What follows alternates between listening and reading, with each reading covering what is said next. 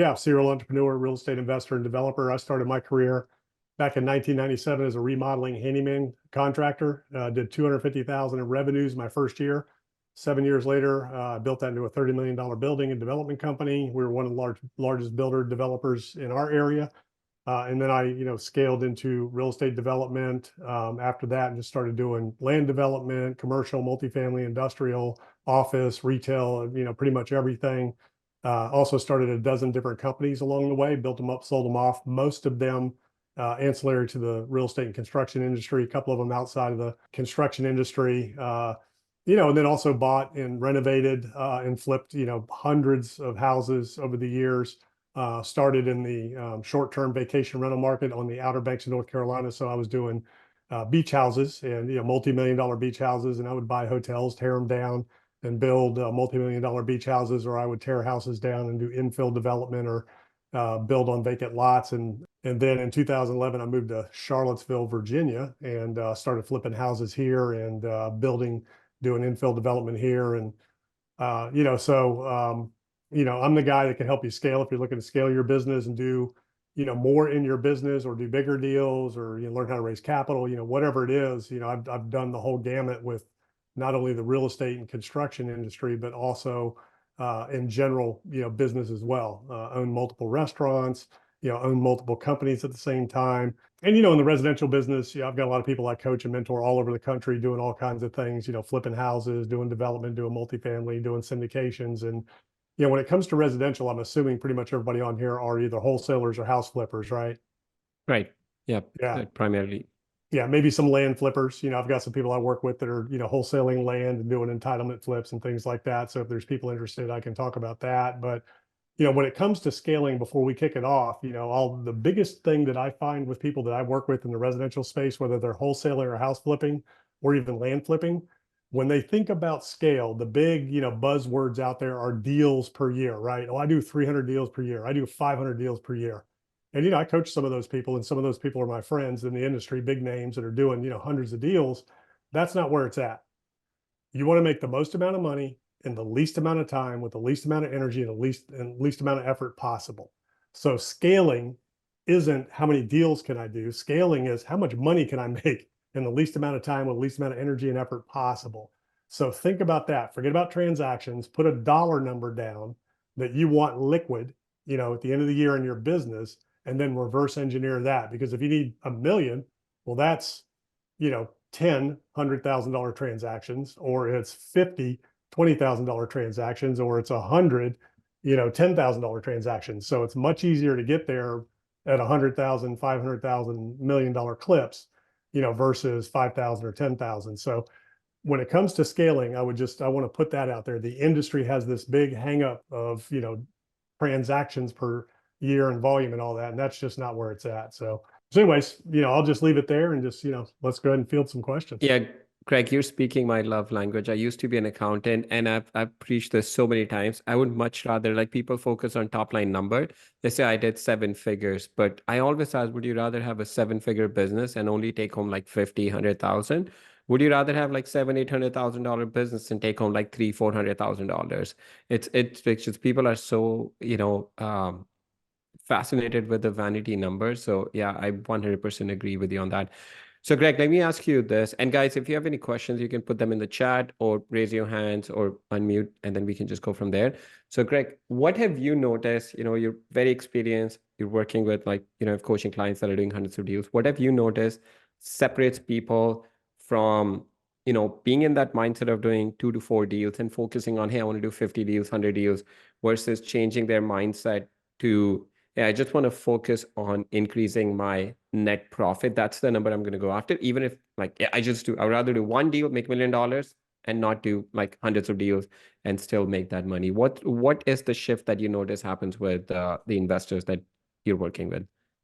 Focus. So, focus is 100% of the game. So knowing what the real, what the goal is, and then reverse engineering the path to get there. Hey, if you want to do 300, 400, 500 transactions or 1,000 transactions, nothing wrong with that if that's what you want to do, but the key is to get clear on your goal first. What is it that you're trying to achieve? Is it is it a liquid number? Is it, just whatever that is. And if it's transactions, that's great, but that's number one. being clear on your goal so that you can focus on it, and then putting the proper, people, systems, and tools in place to be able to achieve that, finding success in that realm that you're looking for, and then just benchmark it, just reverse engineer it and just follow it, because wherever you're trying to get to, somebody else has already been there and done that before you. So just look at what they did and just repeat it, do it over. Success leaves clues, success leaves roadmaps. But the number one thing, for anybody that's achieved anything in any business, it's that clarity of the goal and 100% focus on, the one or two things that it's going to take to get you to that goal. And then you outsource, you hire out, outsource, and leverage everything else. What do you think is the most important thing that an entrepreneur needs to focus on? You said people, processes, systems. Like, what do you think it's like the biggest thing that if the first lever that they need to go after?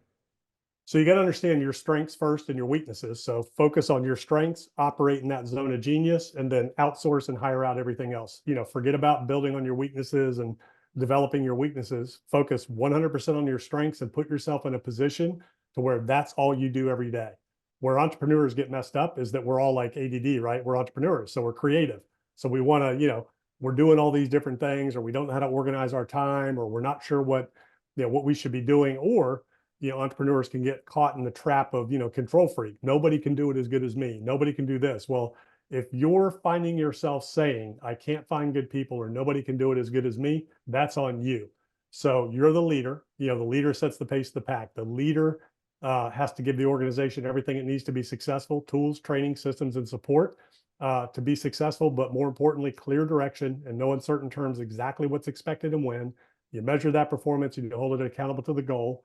You need to understand your strengths and weaknesses, understand the people around you, what their strengths and weaknesses are, and put them in their sweet spots. So you can't take an accountant and expect that accountant to be, something that they're not. I mean, an accountant is, very specific. You can't take an accountant and expect him to go do surgery.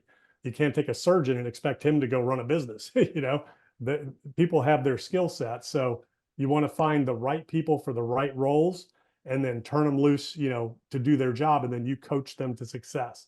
So that's how I built all my companies. That's how I was able to scale. That's how I'm able to scale now. And that's what I do through people all over the country doing their things, is number one, help them identify what is your zone of genius? What do you need to be doing? And then, who do you need to become? What does your company need to look like? And who are the people you need to surround yourself to reach the goal that we started with? What is that goal? Who do you need to become? What does your business need to look like? And this is a business. And who do you need to surround yourself with to accomplish that goal? That's great answer. And I agree with you. I am always focused on, I would rather keep doubling down on my strength and hire people that complement my weakness rather than work on my weakness. I feel like I get higher leverage on working on my strength. So I agree with you on that. Yeah. So And you let's can say if we start have, small. So a lot of people, the first thing is, well, I don't have the money to hire anybody. Well, you can start people part-time. My first company, the first key hire in any business is that administrator. You need somebody that can handle all of the administration of your business. And administration means everything. They manage the marketing, they manage, the lead flow, they manage, the dispositions, they manage acquisitions, they manage renovations, they manage contract. I mean, the closing transactions. So that initial administrator, when you're first getting started, is a super key component. My first one that did the office management, the bookkeeping, the secretary, the slash back in '97, before we were even using computers, everything was done by hand. I had that administrator, but I could only afford that person part-time. So I started them part-time, couple, 2, 3 days a week, whatever I could afford. And then as the business grew, because what that did was that bought me time and freed me up to do what I needed to be doing to grow the business. And, again, it's going to boil down to what you're trying to do is going to boil down to one or two things you should be focusing on. And then you want to evolve into that role. So what it looked like for me was I was doing everything to start with.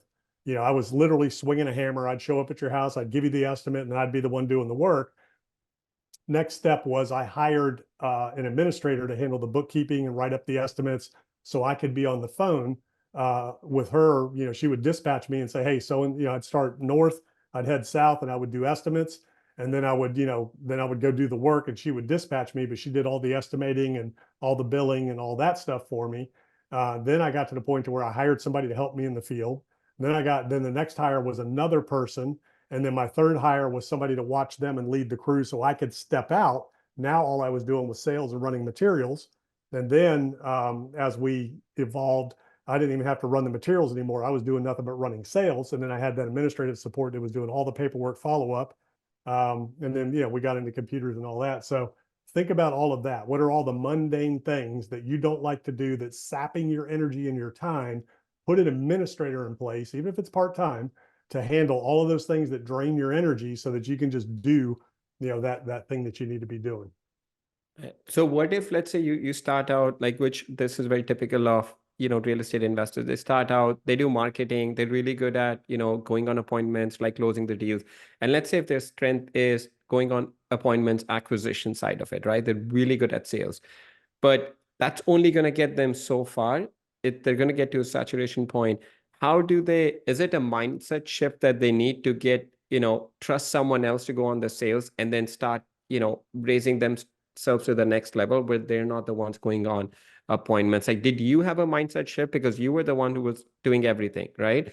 But you must have been very intentional about, okay, I need to get away from working in the business and working on the business. Like, how did you have that mindset shift? So always start with the end in mind. What is the goal? My goal was to build a company that operated successfully and even better without me than it did with me. So I didn't have any money. I didn't have any resources. I had no mentors. So when I started out, I had to do the work myself to generate the income to then hire the people and to pay for the systems to be able to replace me. So you need to understand how you're wired and who you are, because not everybody wants to be, that entrepreneur that grows and scales a business. But if you're going to be in business and you want to grow and scale a business, you need to think about what is the end result of that business. Just like on a deal, right? You want to have multiple exits on a deal. When you go into a transaction, you already have the exit in mind. Here's what I'm going to do with this property. When you start a business, and all of you are in business, you need to have your exit in mind. What do I want with this business at the end of the day when I exit? Because guess what? We all liquidate. We all exit. Ain't nobody getting out of here alive, right? So eventually something has to happen to this business when you're done with it. So you want to build a business that can transcend you, that has value at the end of the day, that you can either sell or turn over, to somebody else. So think about it from that perspective and think about, what do you want to be? So, I read some very instrumental books, back in the day, one of which was Rich Dad, Poor Dad. A lot of people, have read Rich Dad, Poor Dad. And most people get that they want to be Robert Kiyosaki and they want to do real estate. That's what they get out of Rich Dad, Poor Dad, right? Well, what I got out of Rich Dad, Poor Dad was I wanted to be Rich Dad. So Rich Dad was the guy that owned everything that everybody was coming to, and he was coaching and mentoring all these people in all of these businesses, and he wasn't doing any one thing. So I knew right away that what I wanted to do was put myself in a position to where I was leveraging the time and the talents of others to be able to build, all of these companies and all these enterprises without me doing all the work. But I had to start. I had to get started somewhere. So you have to understand yourself first and foremost. Do I want to be a business owner, which is Rich Dad Poor Dad? It's all about going from employee to self-employed to business owner to investor. So do you want to be a self-employed individual? Do you want to be a business owner, which is somebody who owns a company, doesn't run everything, but that you're still running the business day to day, but you're not doing any one thing all day? Or do you want to be the investor that owns multiple businesses, multiple companies, multiple assets, and has everybody coming to you and you're managing multiple things, and evolve to the level of investor where you don't have to be any one place at any given time? You have people, processes in place everywhere so that everything runs better with you than it does. I mean, better without you than it does with you, which is the mark of a great leader. So it all comes back to leadership. So you have to become, you ask that question, what does it have to happen in the individual? Number one, you got to make the decision. What do I want to be? And you have to, if you want to be a investor and a business owner, well, then you have to become the kind of leader. Who do you need to become, right? That can run all of these organizations and lead a team and put people and processes in place so that that system, that team runs better without you than it does with you, which is the true mark of a great leader, how well your organization runs without you. Right. I agree. Lewis has a question. Would you recommend hiring a virtual assistant or a local assistant? It really depends on what you're going to have them do. In this day and age, almost everybody's virtual. So Virtual assistants are a very easy, inexpensive way to start out, especially if it's well, it depends on, really in this business, almost everything can be virtual now except for in-person sales appointments. And I didn't answer that question, but like if you're good at sales and you like running the appointments, you can only go so far with that, right? You can only talk to so many Right. people. So what you need to do is you need to train other people to take that over for you. And then you have to let go of that control. Like you said, some people just don't trust that somebody else is going to do it right. As a business owner, we need to understand, as entrepreneurs, nobody's going to do it the way we would do it. Nobody's going to do it 100% like we want. You have to get the business to a level to where it's operating functionally and serving the way you want. And you need to understand that, there's going to be different ways to get to the end goal as long as they're following the main, steps and processes. So that's up to you as a leader to put systems in place and train people so that you can scale that appointment setting. And then you stay on top of them and you coach and you mentor them in doing it. And then if you still really just want to take some appointments, you can. But the only way you can scale is you got to bring in and put those people in place. So for every aspect of the game, you can use virtual assistants. And if you're doing, virtual wholesaling, you can use virtual assistants. But if you're in a business, in a market where somebody has to meet somebody personally, then, you got to have them in Yeah. place and, on location. All right, Jacob has a question. Since Greg mentioned raising capital, Greg, can you speak to best practices for sourcing funding private money lenders since you've done so many large projects in development? Yeah, so there's a couple of ways to raise capital. So private lenders, for individual real estate deals, that's one thing. And what you want to do is develop your private lending program. So it's all about trusting, it's that know, like, trust, right? You've heard that. People need to know who you are, know what you do, and know what you're looking for. People need to be able to trust that you're a professional, that you know what you're doing, and you show them that by your track record. If you don't have a track record, then you partner with somebody who does. But you got to be an expert, right? The way you convey trust is by knowing your business, knowing your market, and being an expert. So when that lender asks you, well, what are you going to do? I'm going to flip this house where? Over here on the east side of town. Why? Well, that's the hottest market. How do you know? Because properties are selling within days over asking price and there's no inventory. So that shows without even looking at anything that you know your stuff. You know what the market is, you know what the inventory levels look like, you know what the values and the prices and things like that are.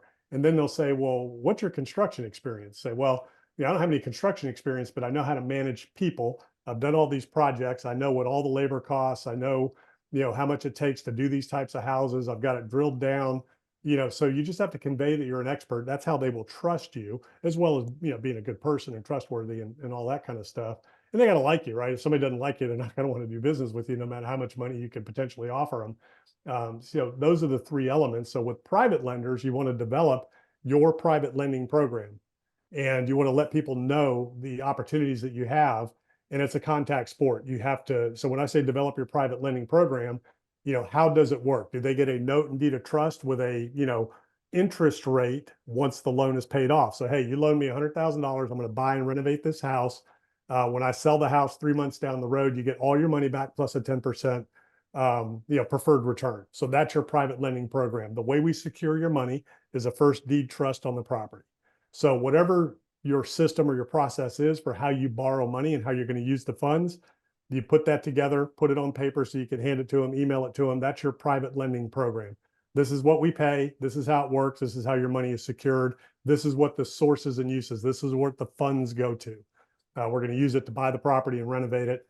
And you put up all the money, we'll do all that. That's one way. Another way, you can joint venture with people. You put up all the money, I'll do everything else. We'll split the profits 50-50, 60-40, whatever. It's up to you. It's really going to boil down to what are your investors, who are your investors, and what kind of return are they looking for.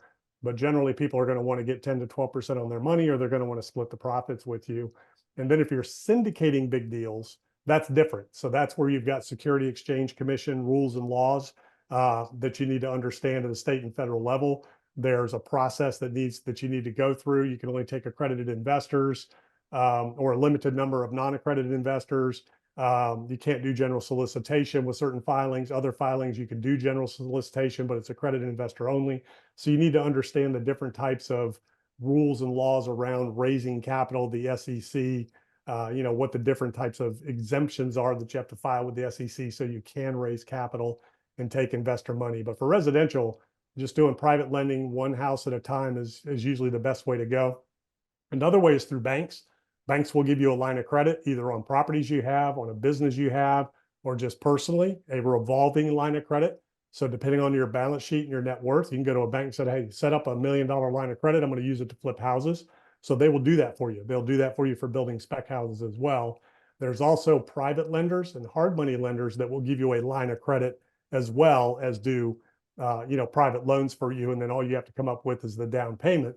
And then, if you're really strapped and you really don't have any money, one of the things I taught one of my guys that never did a deal before was how to do a subject to transaction and how to get the contractor to front the construction. And then he did a split on the back end. So basically he took title to the property, left the loan in place, from the seller. He brought the contractor in, needed $30,000-$40,000 worth of work, said, look, give me a bid on the property. The guy gave him a bid and say, I'll tell you what, how about if I pay you when the house sells, instead of $40,000 that you said it would cost, I'll give you 45. And the guy said, I'll float you 90 days for an extra $5,000. So he ended up doing the deal that way and made $60,000 on his first deal with no money out of his pocket, did a subject to. I mean, it cost him $400 or $500 to do the closing, but he borrowed that from somebody else, a family member, to get the closing done, to pay for closing costs. Contractor did all the work, sold the house, paid everybody off, walked away with 60 grand in less than 6 months on his first deal. Never done a deal before, never had any money.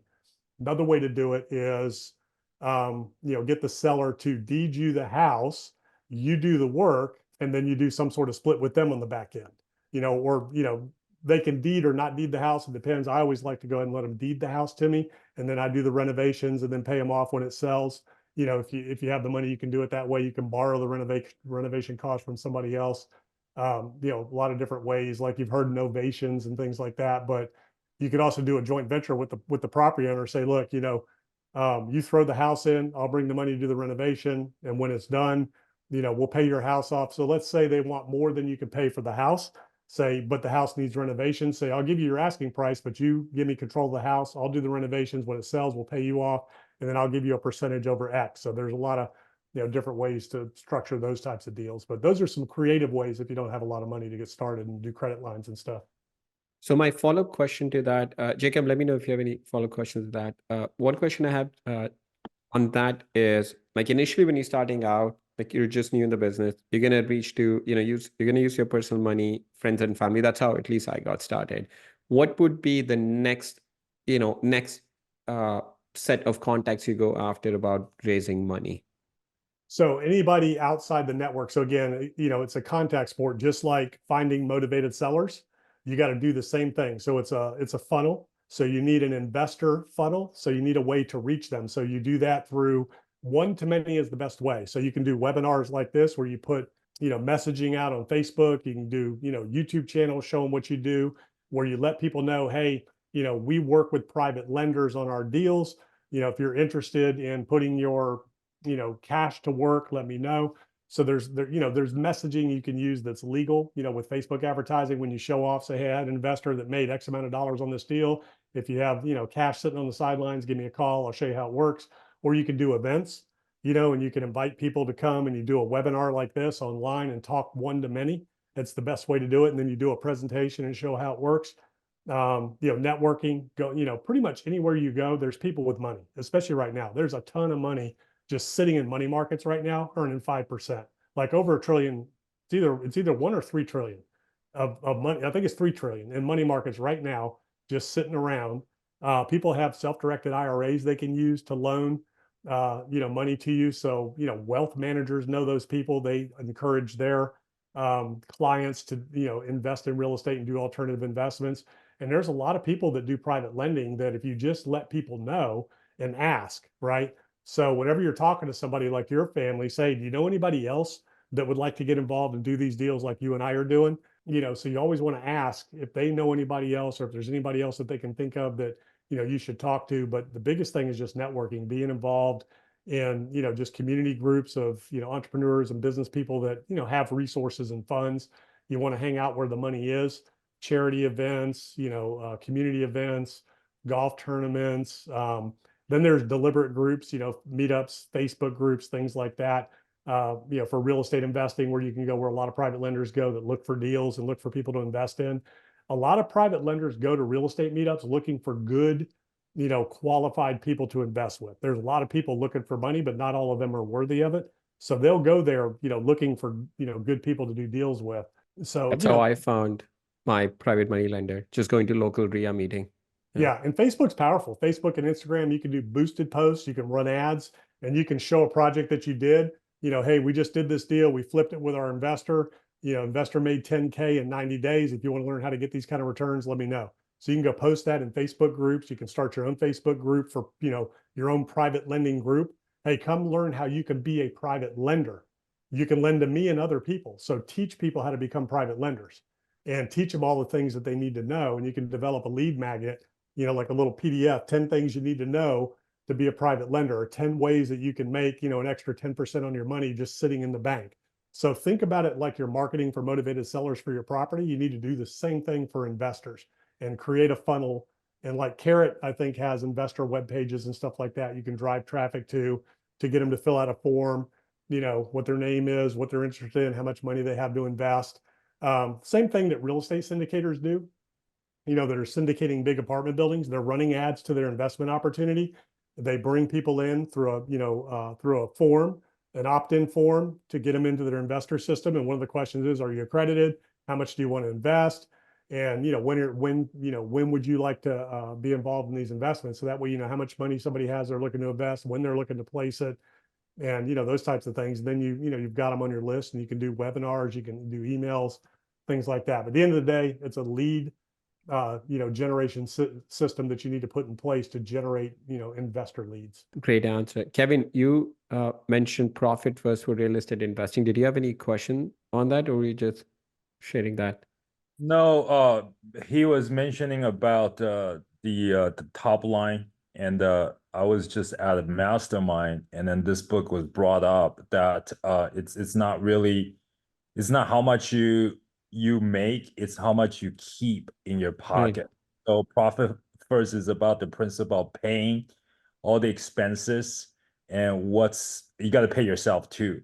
So that's part of profit first. It's from the other book by Yeah. Michael. I Yeah, don't know. yeah, I know which one you're talking about. Yeah, Profit First. It's a great book, but it's simple like budgeting. I mean, that's kind of how I look at it. I used to be an accountant, so I think of it as a budgeting. I think there's another good book. I don't know, Greg, if you've heard of it, like Simple Numbers. That's a really good book. It's a little bit higher level. I mean, I guess like Profit First, it's a little bit higher number, which I found it more relevant. But any thoughts on that, Greg, you have? Yeah, that's a good point. Profit first. Yeah, it's all about paying yourself first and budgeting and things like that. And on the topic of the 300 to 500 deal a year guys, so a lot of and gals, a lot of those people, they don't have any money. So it's not how much you make, it's how much you keep, right? Anybody can make a million. Hanging on to it is the other. It takes a genius, right? Any fool can make a million. It takes a genius to keep it. I don't know where that quote comes from, but I've used it my entire career.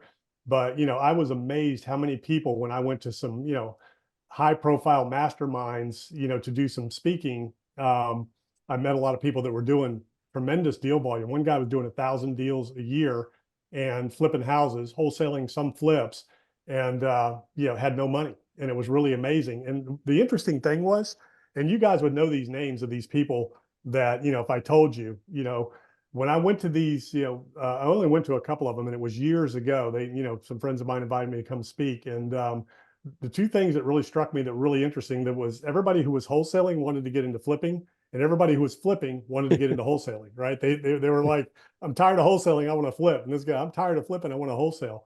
But, and they all had turned their teams over multiple times, because the biggest thing that they don't know and didn't learn was it's a business. You have to run it like a business, and it starts with the leader. So you have to become a leader first, a leader, delegator, motivator, right? So you have to train yourself as a leader, develop yourself as a leader. So I didn't just wake up one day. I mean, I'm kind of a natural born leader. My dad was a leader in the military, so I was kind of raised with, discipline, and I was always kind of in any organization, I was always picked as the captain or the leader or whatever. And, so I kind of had that instilled in me, but I also developed myself and trained myself. I didn't go to college. I went in the Navy right out of high school. went in and enlisted, did 4 years, got out. And then, I just started working, and I'm a hard worker and I'm a fast learner, but I always educated myself, always reading, listening to books on tape, back when it was the Sony Walkman cassette player, and then it was the CD player, and then the 80 gig iPod. I still have an 80 gig iPod with just nothing but business books and self-development and professional development and investing books and all that. And today my iPhone have no music on it. It's always just self-development, personal, professional. I mean, I'll listen to music occasionally, but I don't have any on my phone. The only downloads I have, it's all personal, professional development, education resources. To this day, I'm still consuming, reading, learning, talking to people, things like that. So you have to develop yourself first and foremost, into who you need to become, so that then you can transform your business into what that needs to look like. And then, the better you get, the more competent you get, the smarter you get, the better the quality of people you'll be surrounding yourself with, your investors, your mentors, your employees, your subcontractors, vendors, suppliers, everybody and everything, up levels with you along the way.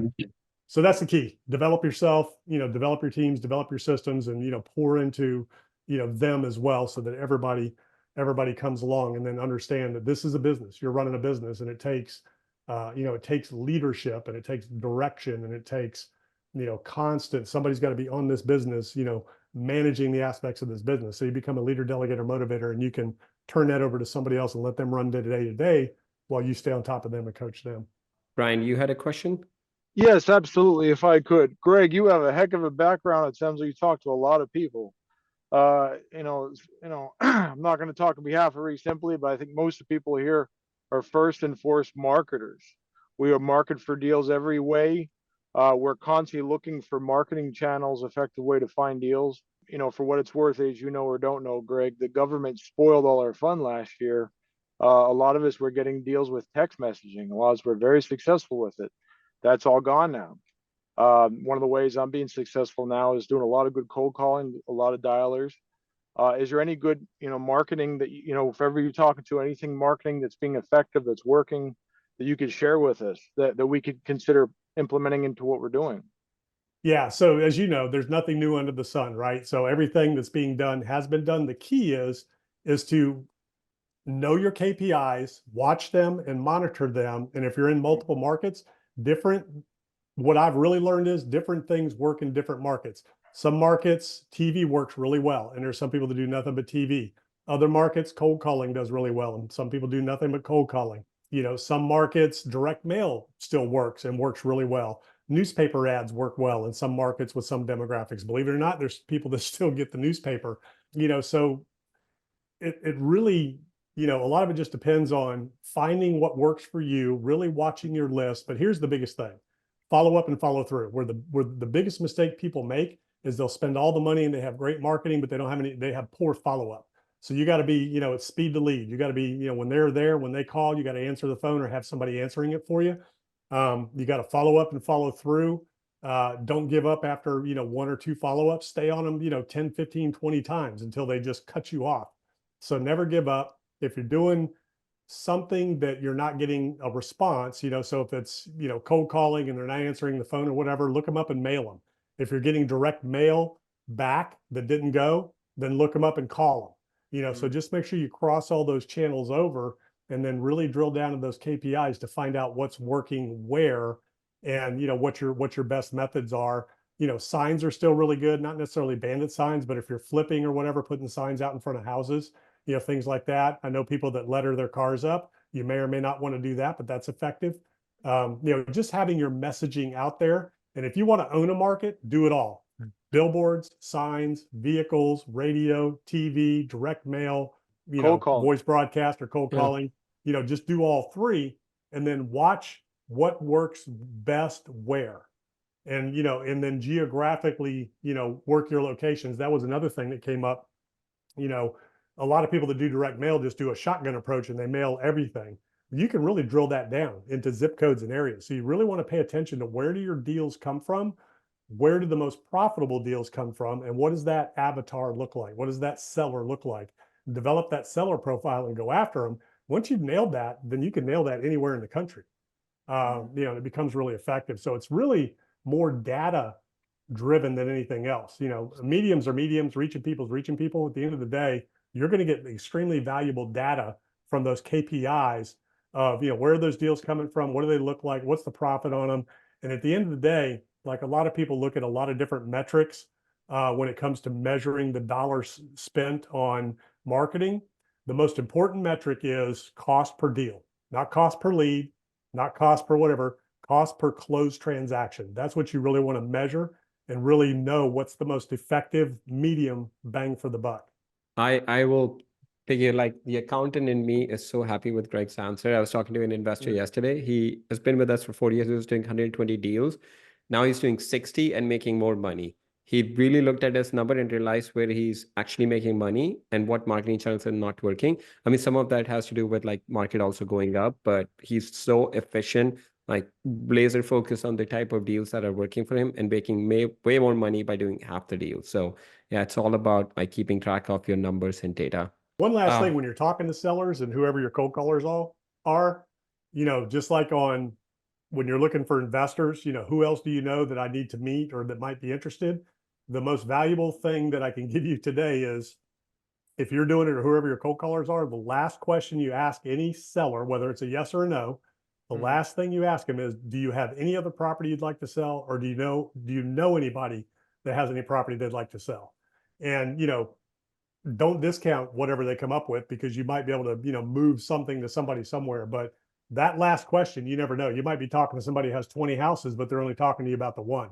So do you have any other property you'd like to sell? Or do you know of anybody who has any property they'd like to sell? Well, you know what? My boss mentioned the other day, or, you know, one of the people I work with, or, you know what, I got a cousin over here that said something. So always ask that last question. Greg, good point. Thank you for sharing that. That actually, that last piece, thank you. That's actually all, that's killer. That'll dig up some deals. You'd be surprised. Absolutely. Thank you, Greg.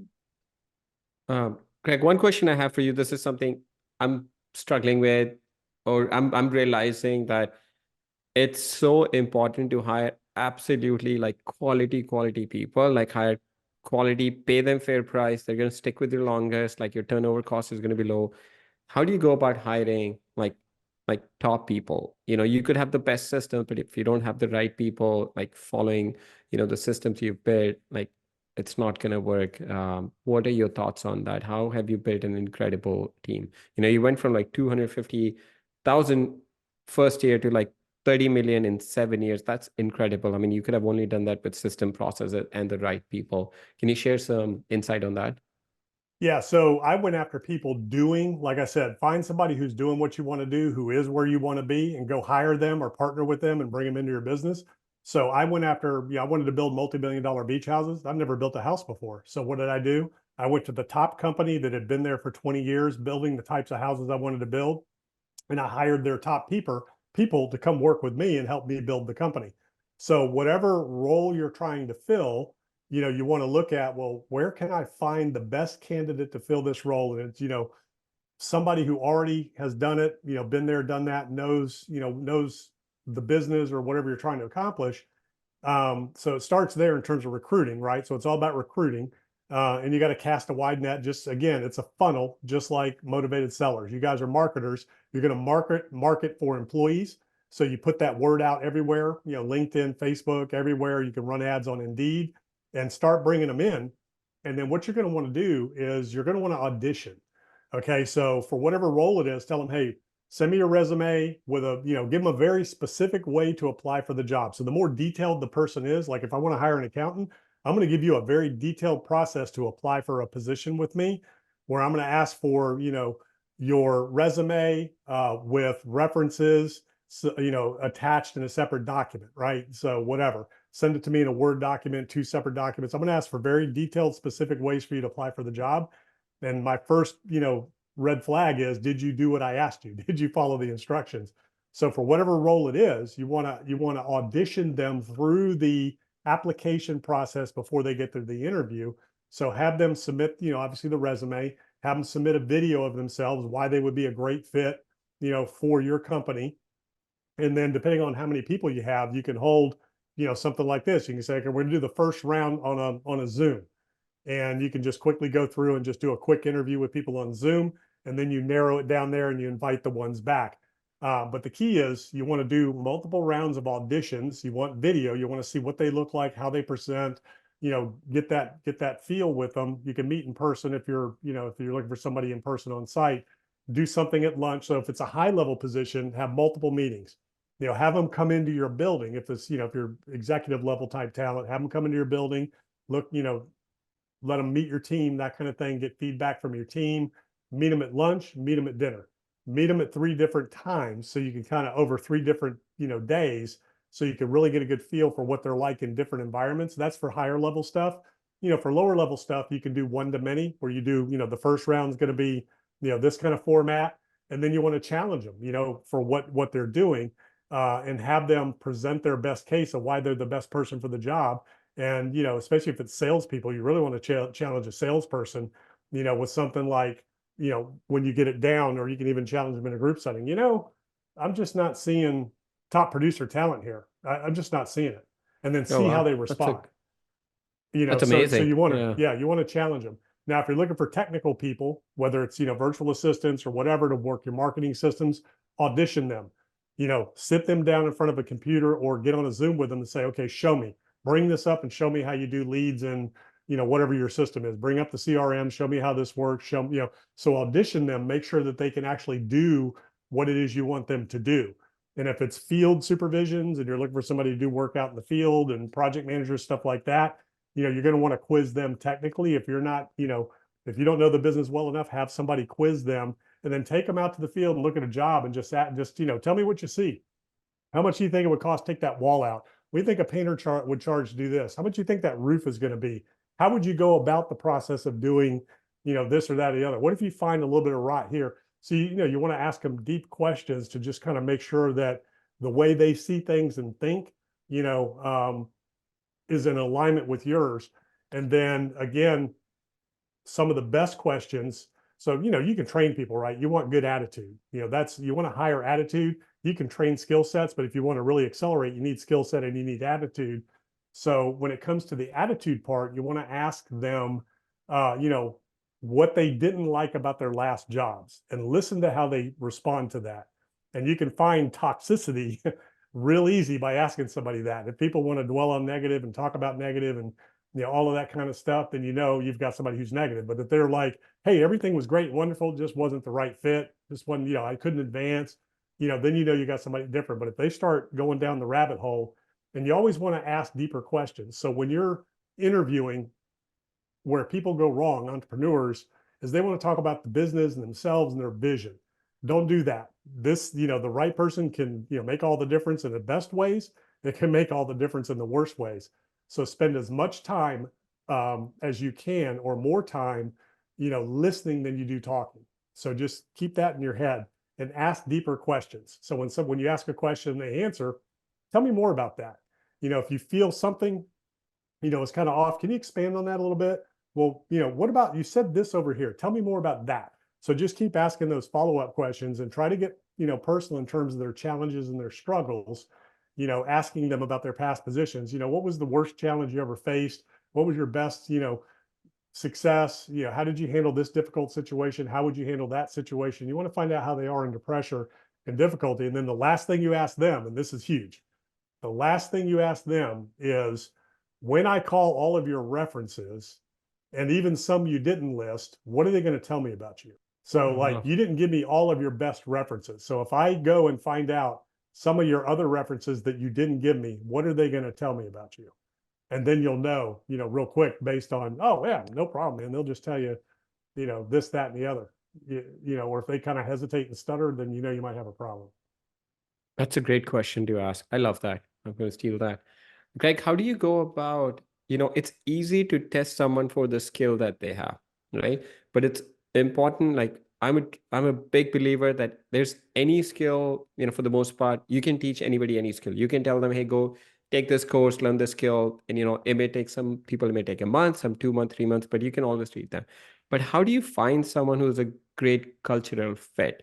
Who's going to be part of the team, who's going to be like excited, like the person with the right attitude. How do you go about doing that?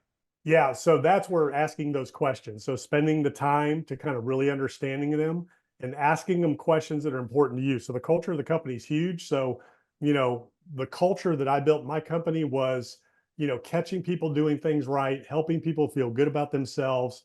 The whole 1 minute manager system. That's the management system I used in my business, the 1 minute manager system. There's 3 books in the series. The new 1 minute manager, that's the first book. Putting the 1 minute manager to work, that's the second book. Leadership in the 1 minute manager, that's the third book. That's how I built all my companies, was off of that management philosophy. So everybody in my organization was required to read those. And we talked about them in our weekly meetings. And we, used and promoted everybody to use that system with every aspect of the organization. Another thing is personality profiling. So we did DISC personality profiling. This is what I have all my clients use. And that is where you can understand yourself and understand other people. So you know how to approach them, and you know what people's general personality, bents are. So you can put the right people in the right role. But really, at the end of the day, you've got to get down to, what do these people believe at their core? And you get to that by asking deeper questions, listening, looking for clues, and asking them how they handle difficult situations, difficult people, things like that. And then ask them, what are these people going to say about you? When I call them, what are they going to tell me about you? Are you a team player? Whatever your values are you a team player? Do you care for others? Do you put service above self? If you're in a very difficult situation and you have to reprimand somebody, how are you going to handle that? So you just ask those questions, and you can kind of see what their philosophy is, in those regards. No, this has been fantastic. This is something we're realizing in our business also is so important. It is to hire the right people, pay them very competitive salary. They're going to stick with you for a long time, and they're going to buy into the vision of the company. It's not about just showing up as, of course, they want to make good money, but then it's about something bigger than just making money. It's not just a paycheck. They're coming for something bigger. So yeah, that's been something we're going through in our company, just changing. We absolutely have to have the right people. Like, do you agree with like hire slow, fire fast? When you hire someone, do you give them like a 90-day probation period, or once you've hired someone, then you're going to kind of stick with them for a long period? Yeah, no, I don't do any of that. So what I do is the initial is we lay out, hey, the culture of this organization is extremely important to us. Here's what we believe in. And we're going to know real quick whether this is a good fit for you and whether you're a good fit for us. And if it's not a good fit, we're going to know really fast, because generally you do. And we're going to part ways. And if it's a good fit, great. We're going to keep moving down the stretch. But, there is no like 30-day trial period. We're going to know really quick. And generally, real fast whether this is a good fit. And, you can kind of see those red flags fire off really quick. And if there's red flags, and you got to cut that cancer out before it infects the whole bunch. Because like I said, the wrong hire can make all of the difference in a bad way. Worst characteristic of an entrepreneur that shows weakness and lack of commitment to your team, there's no better way to show it than to not get rid of, somebody who's bringing the organization down or holding it back. That shows weakness of leadership. People will not respect you. So if you've got a problem, you need to eliminate it quickly. And that's where they will understand how much you care about them, by how quickly you resolve and eliminate, problems and roadblocks that's holding the whole organization back. How often are you meeting with your direct reports, and what sort of like feedback are you giving them? And are you also asking them for feedback on your leadership? Yeah, so we always had an open door policy, right? So full disclosure, bad news first, non-recourse meetings. So when we had our weekly meetings, it was non-recourse. If there's an issue, you have an issue with me, let me know. And you can come to me anytime, but the weekly meetings, this is your chance. But if there's something critical, my door is always open. So we generally had weekly meetings, and they were very focused, and my reports had to prepare the agenda so that we were in and out. We didn't spend time small talk. Here were the KPIs we're looking at. Here's what we're trying to achieve. Here's, they would set their own goals. They would hold themselves accountable to the goal. So that's how we did it. And it could be, weekly, it can be monthly, and it can be quarterly. So, it depends on your organization and what your goals are. In most of these businesses you guys are running, you got to be on it weekly minimum, looking at your KPIs, your goals, things like that. Excuse me, to keep the organization on track. Bigger organizations with bigger departments, you can kind of do stuff maybe twice a month or once a month, depending on how it's all structured. But generally, you're going to have, the line employees on a weekly basis, then management minimum of, once a month, and then executive, if you're at hierarchies, at least every quarter. And it's always good to bring, everybody together and put people's results up in front of each other. So if you have different, divisions in different areas doing different things, or if, the same process, but in different parts of the state or different, parts of the country, bring your leaders up from the different areas and have everybody show what they're doing, what their numbers look like. So everybody can kind of troubleshoot everybody. And, don't assume that sales can't help somebody in in renovations, and dispositions can't help somebody in sales or everybody can kind of contribute to everybody. So you always want to make sure that if there's an issue you're trying to resolve, everybody has the opportunity to put input in, because that's where the good ideas are going to come from. And I think it's also good to just highlight, I might be in sales, but it might be good for me to know kind of what's going on the operations side, just as like you feel a little bit more connected with the company and you're not just in your silo of like sales or any department that you have. So that's what we've started doing. Just share, hey, this is kind of some highlights, top 3 to 5 highlights from our marketing department, our customer support, our development department, just so that everybody feels like we share in a common Slack channel. Hey, this is kind of what's going on in other department. You may not communicate, but just still good to know kind of, hey, all the effort that you're putting in, this is how it's impacting our marketing or sales or customer support. So we've gotten some good, great feedback on that. Yeah, everybody needs to know the overall goal, and they need to know how their department contributes to that goal, and they all need to be able to share in the success. So that way they can all help each other, and just kind of cross reference and cross resource and troubleshoot. Greg, if you want to share your contact information, if you're okay with that, if somebody wants to be in touch with you and kind of, have some more follow-up questions. Yeah, so the best way to, reach me or get a hold of my stuff is gregdickerson.com. That's where all my information is. I've got a YouTube channel, podcast, all kinds of information on there. Yeah, that's the best place to go to get all my resources, gregdickerson.com. Quickly grab a link and I'm going to put it on. All right, here we go. It takes me to Dickerson International. Yep, that's it. Yeah, perfect. All right, so I'm going to put the link, and this is where it forwards. Oops. It forwards to right here. So one thing I just want to leave everybody with is, this is, difficult times out there in some markets. We're still in kind of a transition with the higher interest rate environment, but there's opportunities in every market. As the market is booming, you want to lead the market up, right? Meaning, when the market is booming and it's wide open and rates were down like we saw over the last few years, you can lead the market up by paying a little bit more than you did the last time because, values are going up. But we flipped. In a lot of markets, you got to be careful. Values are declining and they're declining fast, not like below pre-pandemic levels, but from these obscene levels that we've seen with, 0 interest rates. So you want to lead that market down. So you sold yesterday at 300,000, you might only be able to sell at 275. So you got to buy a little lower. Tomorrow, you might only be able to sell at 250. So you got to buy a little bit lower. Lead the market up, lead the market down. Know where you are in the market cycle, peaks and valleys, right? I went through 2008 and 9. I went through the 80s, 90s. 2008 and 9, and here we are again, where interest rates are not coming down anytime soon. So, a lot of people thought rates would come down by now. They are not coming down anytime soon. So you need to be prepared for that, need to understand that, and just always be ready, to take advantage of different market conditions as they change. And, it's a very different market. It's still very strong and very healthy in a lot of markets, and it's correcting heavily in other markets. So just understand, where you are, have multiple exits for all your deals. I can sell, I can lease, I can owner finance, I can rent to own, I can short-term, mid-term, long-term rent, have multiple exits on all your deals. Don't get yourself locked into financing that you can't convert or get out of, thinking rates are going to come down or go up or whatever it is. Always make sure that the deal works as is on its own right now, and that you can fire sale that thing to get out of it if you have to and get your money back, or maybe take a little bit of a loss. And don't be afraid to take a little bit of a loss, right? At the end of the day, you're going to average your year out, and you're better off. If you can't do anything with that deal, just get it off the books and move on to the next one and free that capital up versus just hanging on to that thing and watching it keep dipping.